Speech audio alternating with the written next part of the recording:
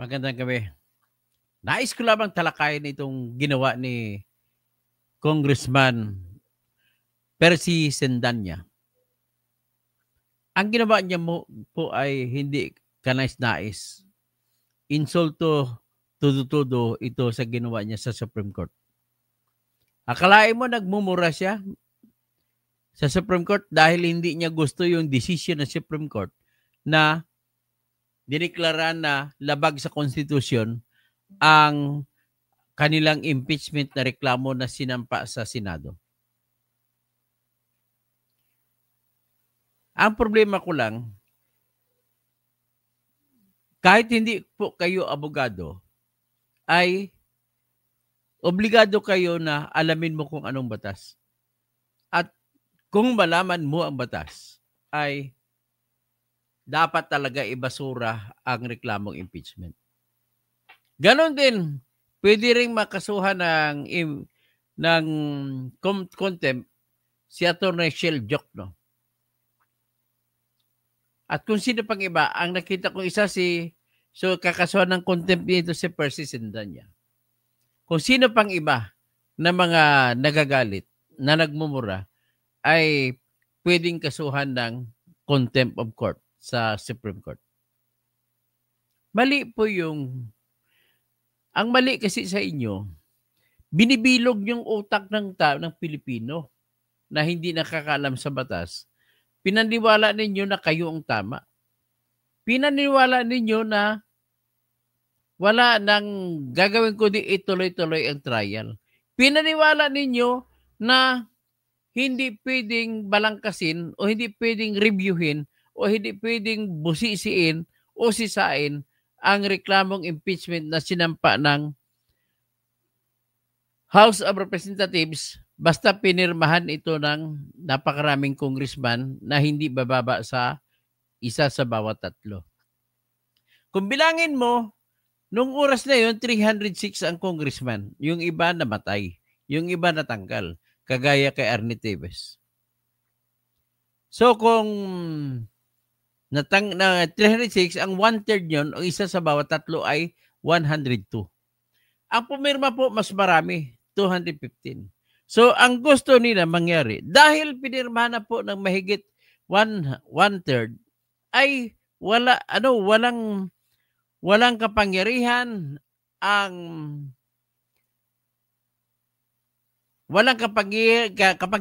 Senado na busisin yun.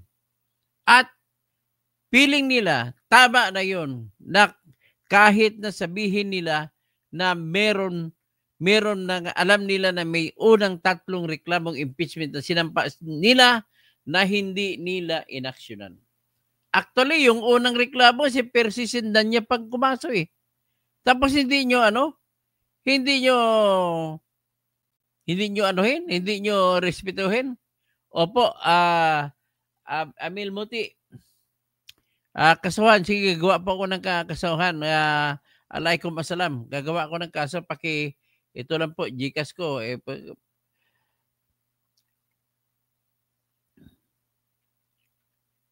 Gcash ko, para makasuhan natin, ma-prepare natin ang kaso.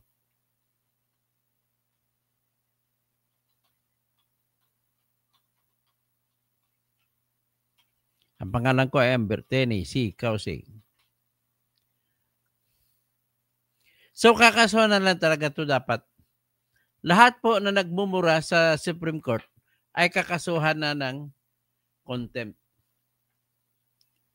Wala na tayong alam mo, kahit sino may karapatan na magpuna sa Supreme Court. Pero yung puna nyo, dapat limitahan nyo sa bagay na hindi kayo lalabas na ng insulto na.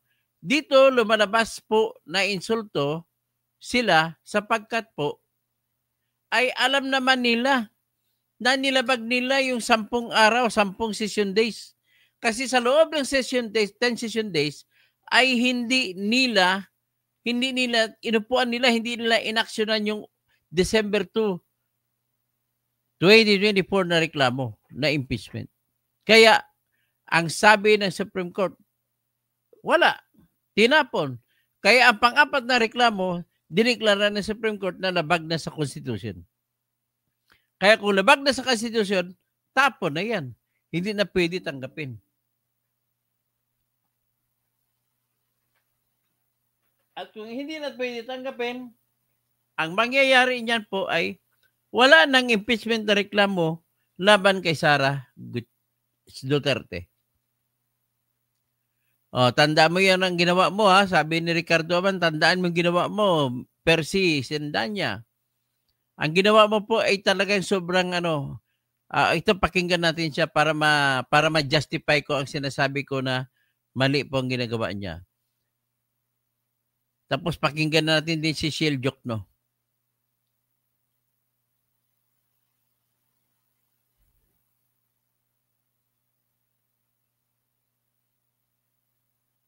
Ito, pakinggan natin si Percy Sendanya.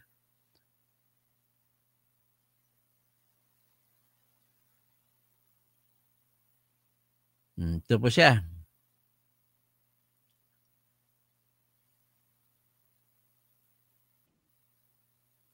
Gaya ng makulimlim na panahon, madilim din ang ating demokrasya.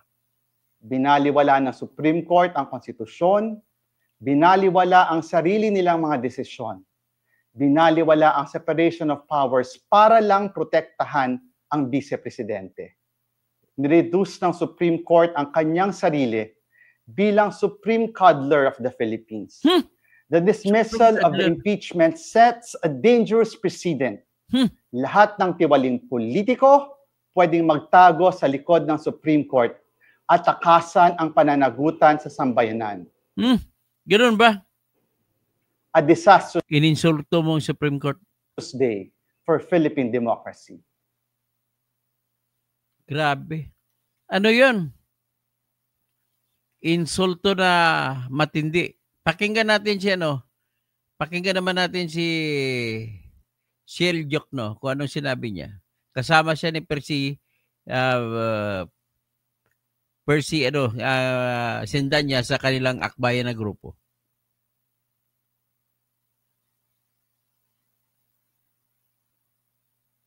Ito.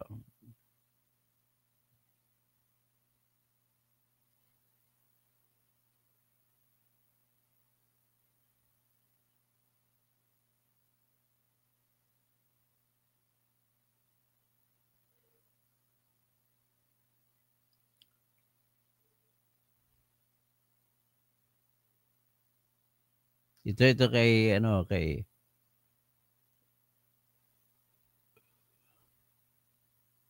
ang isama natin. Si Silyok naman, ito naman sinabi po. Pero alam ko, kasi abogado ito, ay alam niya rumispeto sa Supreme Court. Kaya pakinggan natin.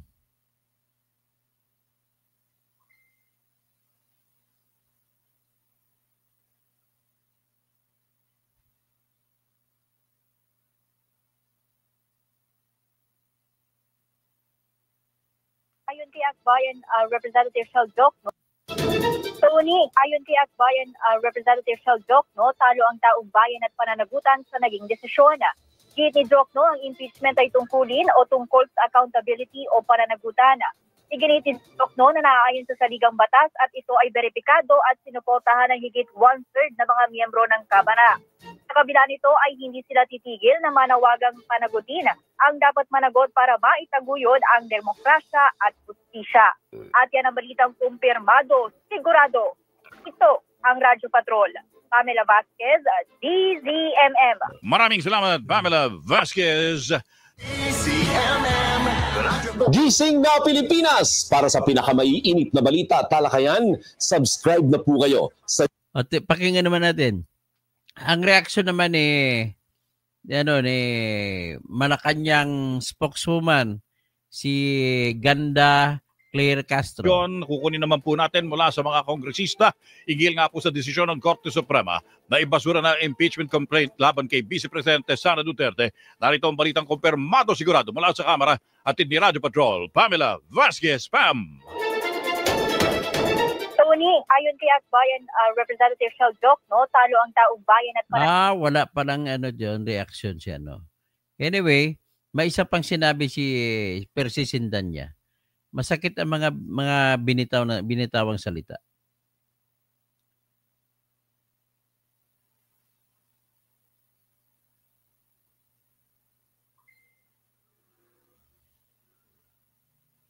Were not minabuti nating mag-file ng motion for intervention dahil malapit nang magsimula ang session ng 20th Congress. Naniniwala tayong sa Senado ang tamang venue para litisin ang impeachment complaint laban kay VP Sara, hindi sa Supreme Court. Kung dininig ng mataas na korte ang petisyon ng VP, dapat mas dinggin nila ang sambayanan. The Vice President's petition is legally unsound. Ang reklamo nila, na-violate raw ang 1-year ban on initiating impeachment complaints. Totoo naman 4 ang impeachment complaints na na-file. Pero isa lang doon ang initiated. Inuulit ko, isa lang doon ang initiated. At yun ang verified complaints na itinaksa na more than 1/3. Sino ka ba para magsabi na isa lang initiated? Ha? Hindi mo ba nilabag ang 10 araw na session days? Hindi mo alam ang session days ng House members. The first 3 impeachment complaints were not referred to the Committee on Justice. Thus, they do not qualify. Alam mo, Percy, gusto ko ipakita isampal sa iyo ngayon ang sagot ng Office of the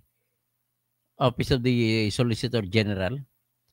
Sinabi doon ng Solicitor General na ang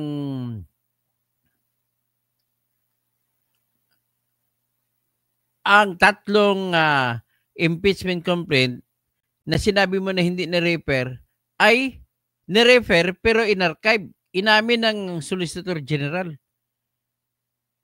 Ikaw talaga, Kung ano na sinasabi mo. Gusto ko paghanapin ko yung para may pakita ko lang sa iyo.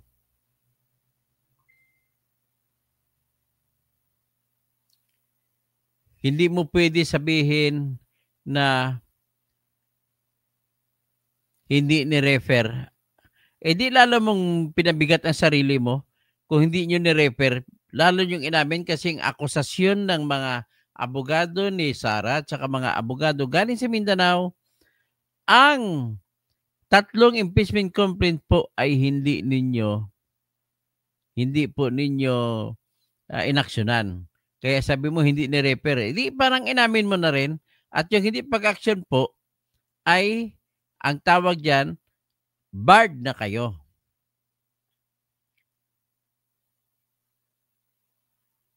Ito ata, ayan.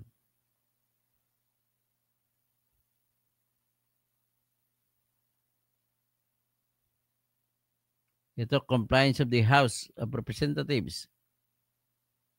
Itong compliance po ng House of Representatives na sinumite sa Supreme Court ay ito po yung sinumite nila para sa House of Representatives in compliance with para sundin yung utos ng Supreme Court. Ito yun.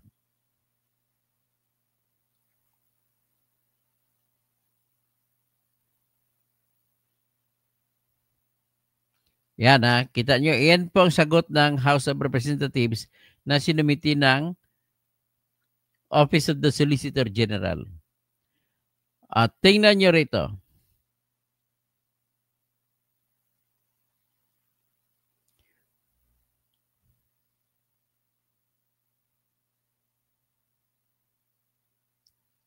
Nabasa mo ba ito? Yung inyong sagot sa Supreme Court, Percy?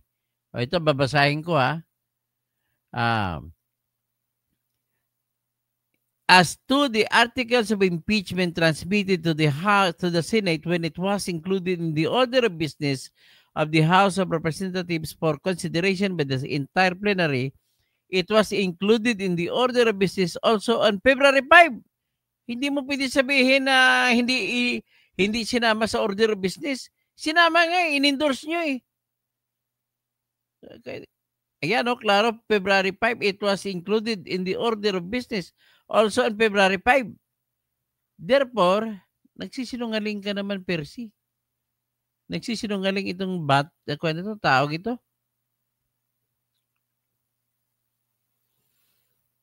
Ay, paano na lang kaya? Okay, pakinggan natin ulit siya. As initiated complaints. Only the fourth complaint qualifies as such. Yan ang sabi mo. Yan ang sabi mo. Lahat ng ginawa ng House ay ayon sa rules of impeachment. Di bubo kayo. Bakit panindigan mong sinasabi mo na sinabi ng Supreme Court na mali? Na nakabatay sa saligang batas.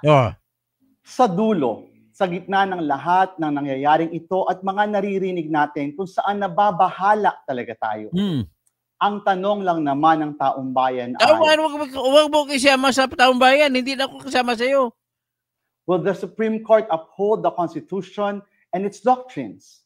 Inuphold or will it save Sara in other government? Inuphold nga ng Constitution kung anong tama. At ang tama, yun ay yung sinasabi nyong mali. Inakala nyo mali, yun po ang tama. Officials who abuse power. Nagbabantay ang taong bayan. Huwag mo isama ang taong bayan na huwag mo isama dyan. Taong bayan, ginagamit ito taong bayan. Kasuhan na ito ng contempt, sabi ni Ricardo Aban. Diyos Singwe, Gregory Babaran. Ito naman si Attorney Torion ay natuwa kasi isa din siya sa Mindanao lawyers na nagsampa ng kaso laban sa impeachment. So natutuwa po sila. Ang matindi dito yung tinawag ni Percy Sindanya na Supreme Cuddler ang Supreme Court. Grabe. Sobrang insulto. Ito naman si anak ni Benny Abante na Peking congressman ay respeto daw nila yung auto Supreme Court pero nalagay sa alanganin ang prinsipyo ng check and balance. Yan sinabi niya. Well, siguro i-representative basahin natin ang decision ng Supreme Court ayon sa kanilang report. Okay? Ito po 'yon.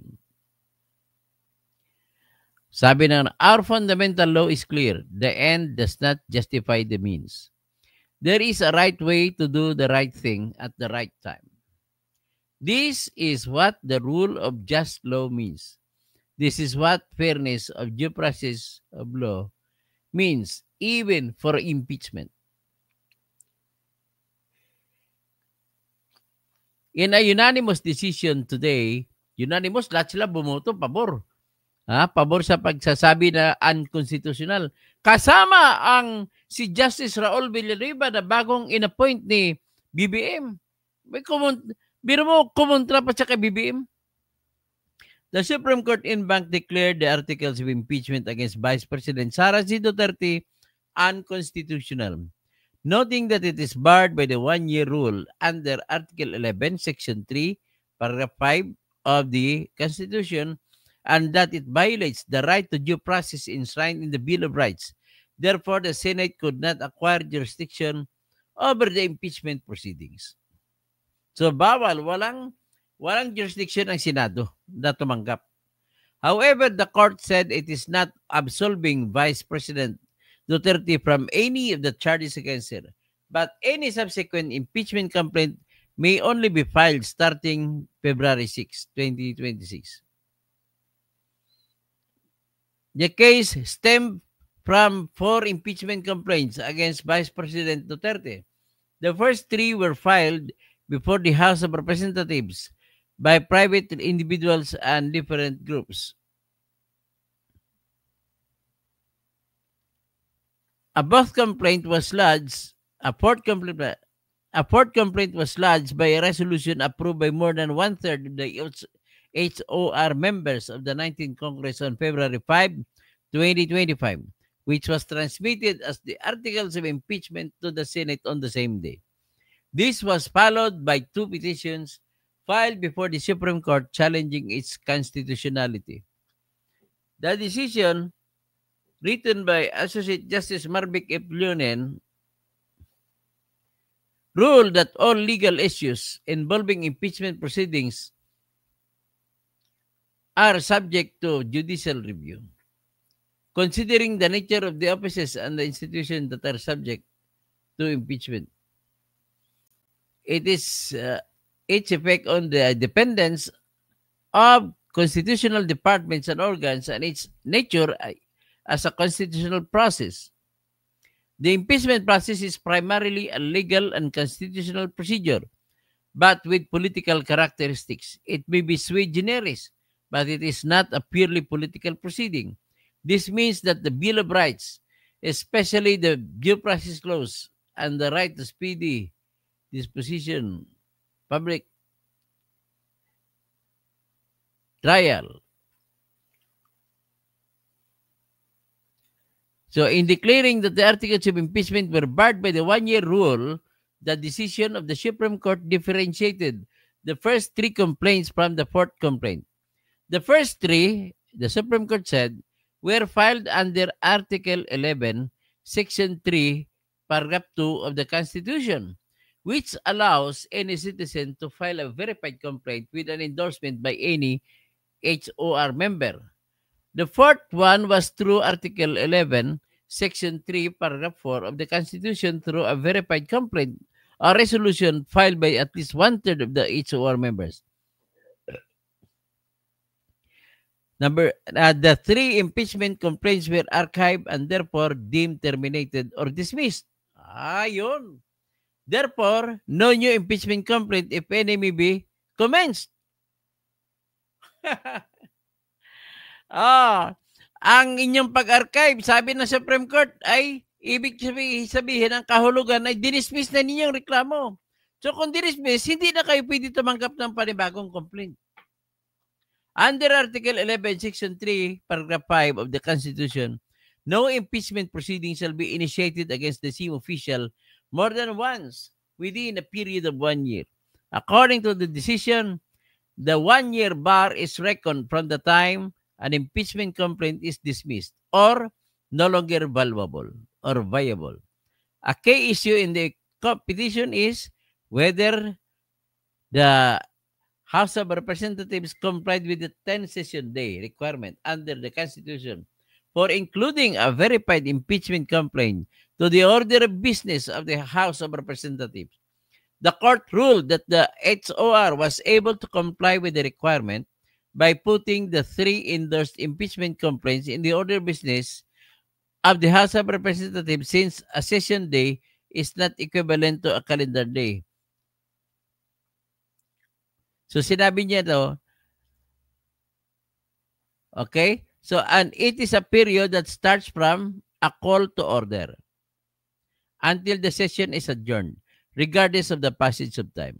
However, the Supreme Court reminded the HOR that Article 11, Section 3, Paragraph 2 of the Constitution clearly requires that a verified impeachment complaint be immediately put in the order of business within 10 session days from its endorsement. The Constitution does not grant either the Secretary General or the Speaker of the House any discretion to determine when this period begins. Consequently, the House of Representatives is not granted any discretion except to refer these matters to the proper committee within 3 session days. However, the House may opt to consolidate all impeachment complaints properly commenced and endorsed within these periods. The court also determined that due process applies to the impeachment process. It laid down the following due process requirements in impeachment proceedings. The articles of impeachment or resolution must include evidence when shared with the House members. Ibig sabihin na po na dapat ang lahat ng kopya ng petitions for impeachment, pati ebidensya, ay ipaikot sa lahat ng membro ng House of Representatives at pabasa sa kanila, especially those who are considering its endorsement. The evidence should be sufficient to prove the charges in the articles of impeachment.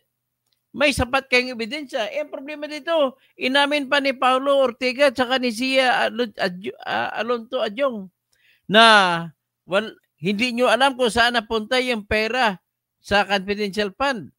ang nakita nyo lang na binigay sa Meriris Piatos at iba pang pangalan. Eventually, alamin kung saan napunta para malaman kung mali pinagpuntahan, saan pa lang malaman na pwede hindi siya nabalid ang reklamo.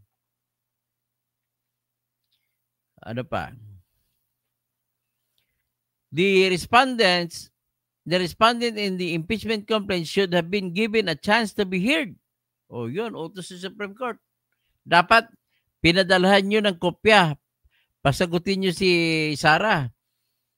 The House of Representatives must be given a reasonable time to reach their independent decision of whether they will sana ba ako? Nawala ako. They will endorse an impeachment complaint. The court, however, has the power to review whether the spirit is sufficient. But petitioner, who invokes the court's power to review, should prove that officials failed to perform their duties properly. O, tama naman yan. The basis of any charge must be for impeachable acts or omissions committed in relation to their office and during the current term of the impeachable officer. For the President and Vice President, these acts must be sufficiently grave, amounting to the crimes described in Article 11, Section 2, or a betrayal of public trust must be given by the majority of the electorate. Puta, ano na pala, no?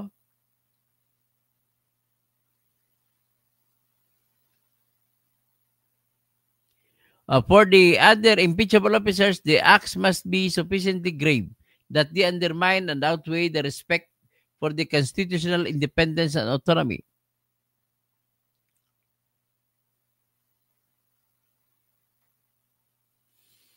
To ensure that respondent in the impeachment complaint is heard under the requirement of due process in the procedure under Article 11, Section 3, Paragraph 4, the House of Representatives is required to A. Provide a copy of the articles of impeachment and its accompanying evidence to the respondent to give him or her an opportunity to respond thereto.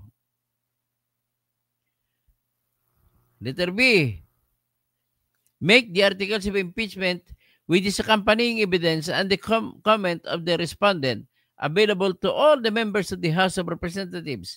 It is the House, not 1/3 of the House, that has the sole prerogative to initiate impeachment complaints. Ayun. Na-expose naman na wala tayo kay House.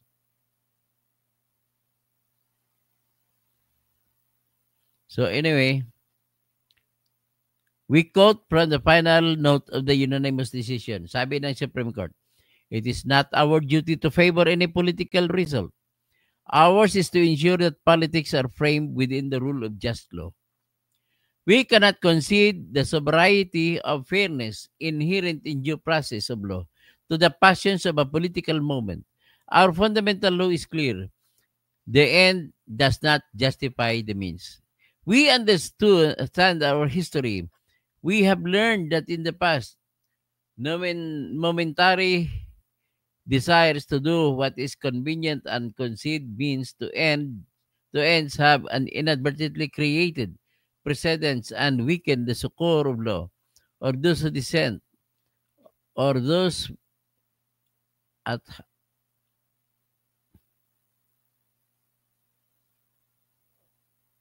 okay, naantok na ko sandali. So sinabi nila na Supreme Court, we understand our history. We have learned that in the past, momentary desires to do what is convenient and concede means to ends have inadvertently created precedents that weaken the succor of law. For those who dissent, or those at our society's margins, or those who may have fallen out of grace from the powers that be, we have learned that the class of political interests in the past, often disguised by noble intentions, has obscured the need to address the real problems of corruption, inequality, poverty, and disempowerment faced by our people.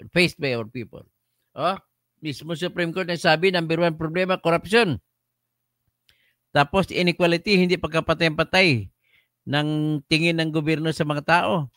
ang kahirapan, poverty, at pagtanggal ng na walang kapangyarihan ang mga tao. So, sabi ng Supreme Court, we will not allow that to happen again. We will not hesitate to declare what is legal, just, and right for our people. There is a right way to do the right thing or at the right time. This is what the role of just law means. Yung just law.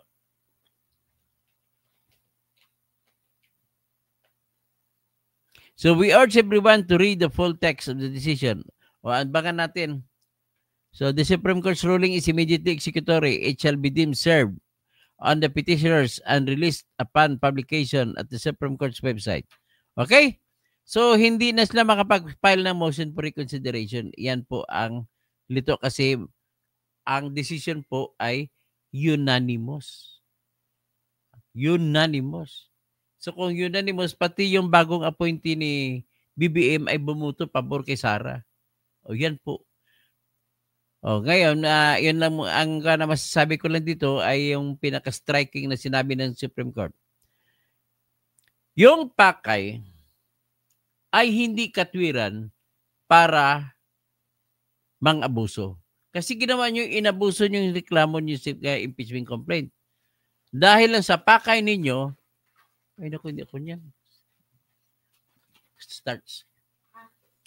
Sana si Charon. Yung pakay ninyo ay parusahan si Sara sa kasalanan niya. Pero hindi pwede na ang pakay na gaano man yan ka marangal ay gagamitan mo ng pag-abuso sa proseso kung paano mahabol. Ang ginawa nyo rito, inabuso nyo ang proseso. At bakit nyo abusuhin pang proseso? Hindi niya kailangan, di ba? Pero bakit nyo ginawa? Kasi po, tama talaga si Congressman Toby Chanco sa pagsabi. Ano sinabi ni Congressman Toby Chanco? Ang ginawa ninyo, nagsampa kayo ng una, pangalawa at pangatlong reklamong impeachment noong December 2, December 4, December 19. Anong pakay ninyo? Kasi, ang pakay ninyo, tinatakot, binablockmail nyo si BBM na huwag tanggalin ni BBM ang ayuda na AKAP, tsaka AX, tsaka MAIP. Yan ang ginawa ninyo. Pero hindi nyo pa pinadala sa Supreme Court. Ibig sabihin, wala talaga kayong intention na magsampa ng impeachment na complaint. Kung meron man kayong intention, di dapat sana inasikaso nyo na kagad. So, anong nangyari? Sinabi ni Toby Chanco, dahil ayaw ni BBM ang impeachment, masisira kayo sa inyong pagtakbo sa politiko. Kaya natalo tuloy ang mga kandidato ni BBM, maliban lang sa ilan, nakasurvive, natalo tuloy sa senatorial race. So, ngayon, ang ginawa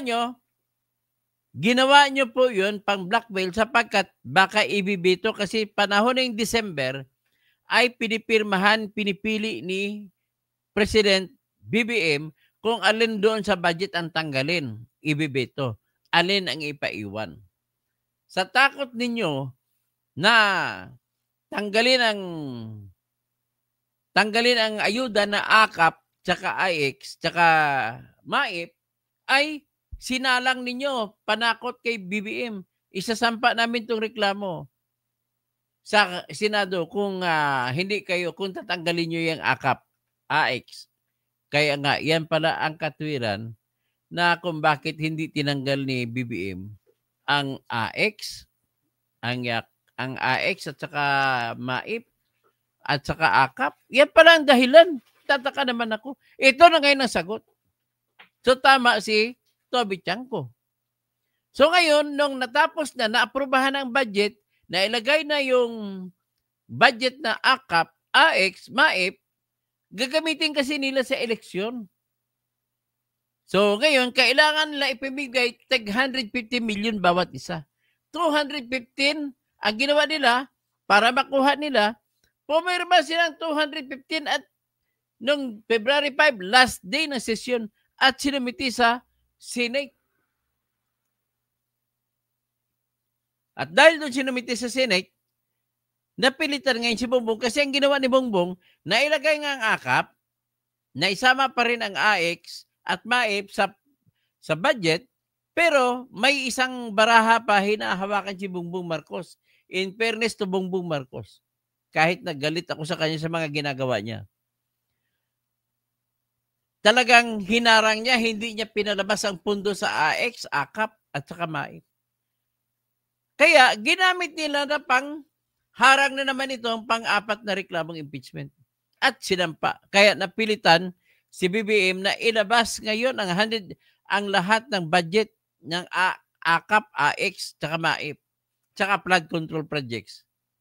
Kaya binigyan yung mga pumirma, binigyan ng 150 million na project. At marami na dyan ang umamin. Babasahin ko sunod ang mga umamin. So mag-shout out na lang ako.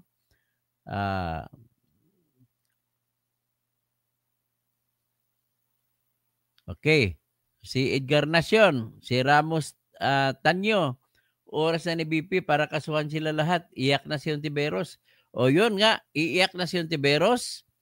Iiyak na si Trillanes. Iiyak yan. Iiyak na si Joel Choa. Sino pa? Iiyak si mga Tolpo, Rapi Tolpo, Erwin Tolpo. Iiyak si Risa Ontiveros. Iiyak si Dilema. Iiyak si Seljokno. At napapahiya ang mga college of law ng UP. Kasi isa ito sa nananawagan na magpatuloy ng trial. Hindi ba ninyo alam na labag sa batas ang impeachment? Pinag-aralan ba ito ng dean ng UP bago kayo nagpalabas ng statement? Napahiya tuloy ang UP. Ay, nako. Sino pa bang ibang napapahiya? Marami. So, Amil Motive of, ito po, magsasampa po ako ng bukas, i-prepare ko na ngayon ang impeachment, ang tinatawag na contempt, motion contempt laban kay Congressman Percy Sendanya sa pambababoy. Tawagin niya ba, alam mo, nak? Tinawag niya Supreme Court na Supreme Cuddler. Kaya, tulungan niyo po ako sa GCash ko. Meron akong GCash diyan. Pasensya na kayo kung nanghingi ako kasi wala na rin akong trabaho. Dahil tinanggalan ako ng lisensya sa Supreme Court, hindi na ako kikita sa mga kaso-kaso.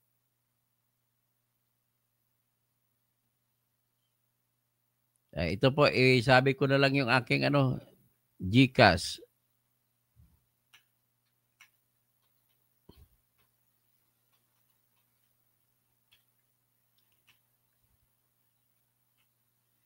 Yan pangalan ko.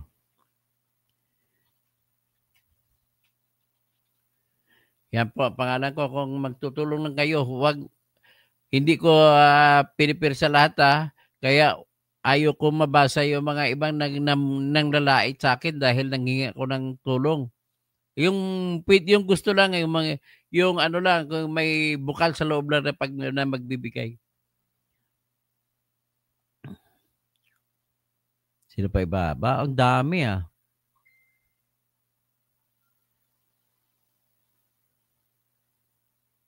Si Ramos Tanyo, Edgar Nacion, Dr. Toto, good evening. Tapos si Amil Mutitalib, mapia magabi Amil. Carl McShort, wala sa kapangyarihan ng co-equal branch ng IC na ipatigil ang trial na umpisa na, di patigil na yan. Automatic na po yan. Kasi pag hindi sumunod ang Senate, ay pwede sila i-contempt. Magsasampa ako ng motion to contempt sa kanila pag ipatuloy pa nila. Ricardo Aban, sino ka congressman?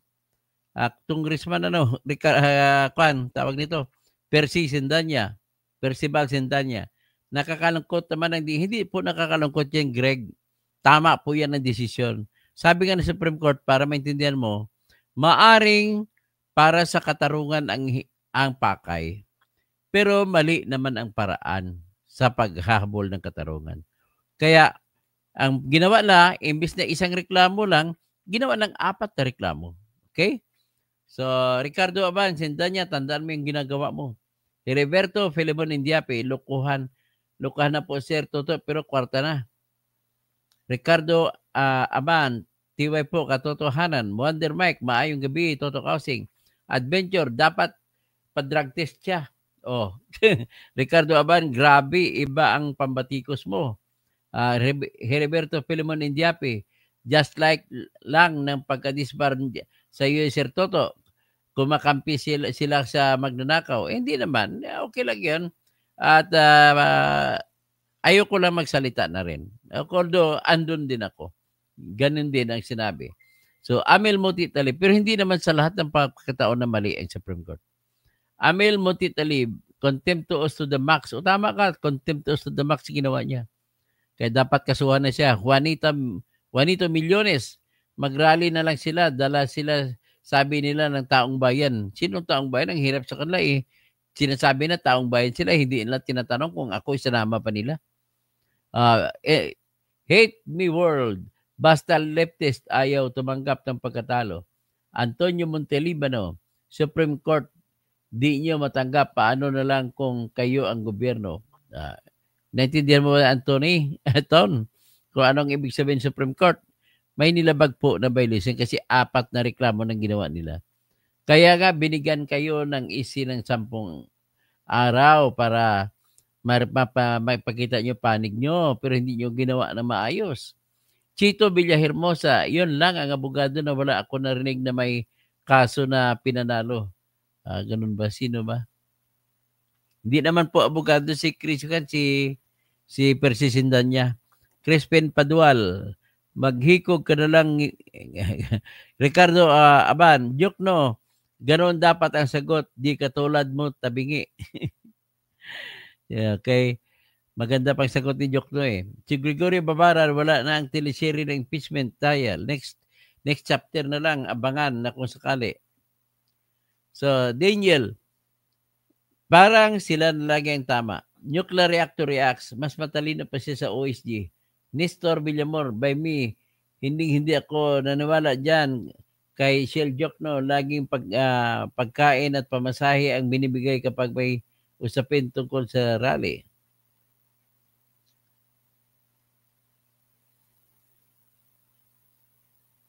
Okay.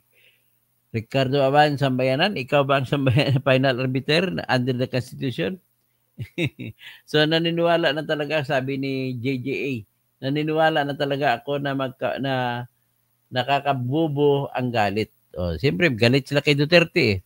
Naturingan naman, matatalino mga yan. Napakasimpleng tanong ng Supreme Court, hindi nila nasagot. Ricardo Aban, once archived, deemed dismissed. Yun, ang tama na nakuha mo. Ricardo Aban, boom! Tama po katoto. Sir Lito Pornias, Gloria Bagtas, hirap na po nilang umintindi. Gusto nila talaga ibagsak si BP. Sarah Hayes, Gregory Babaran, kawawa po talaga ang bansang Pilipinas. Mas kawawa yan dahil sa mga abusadong mga congressman, Greg. Minali nilang pagsampa ng reklamo. Si Diyos si ngiwi din utak. Tapos si Ricardo Aban uli, basa-basa kasi sa compliance sa isi. Contempt na yan. Arnolfo Kaunga, damay na mo itong bayan, gutom ang inalala ng mga tao, hindi impeachment, gutom ang inalala. So Ricardo Aban, bravo sa lahat ng warriors of the law, Mindanao lawyers. So Rolando Hoxon, Sakim Sapira, politiko. Nestor Quiron, yehe, tang Supreme Court sa decision, unanimous.